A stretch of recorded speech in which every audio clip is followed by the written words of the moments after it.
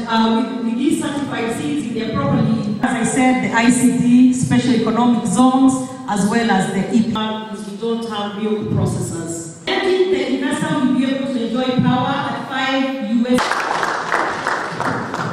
Thank you very much.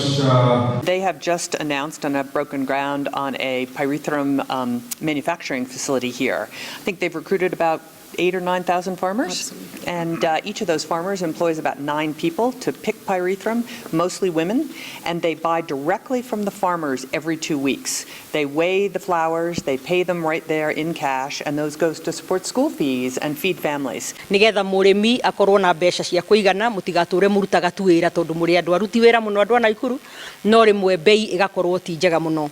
Nĩ tuma na kambuni cia andũ a iria na nĩ njũĩ amwe nĩ ndĩramũcereire wiki ta igĩrĩ ũguo thiru na kambuni cimwe na ũrĩa tũrenda nĩ magũragĩre arĩmi aitũ iria kwa bei ya igũrũ nigetha tũtige kũgũrĩrwo iria raithi mũno na irio cia ng'ombe nĩguo cigĩte goro.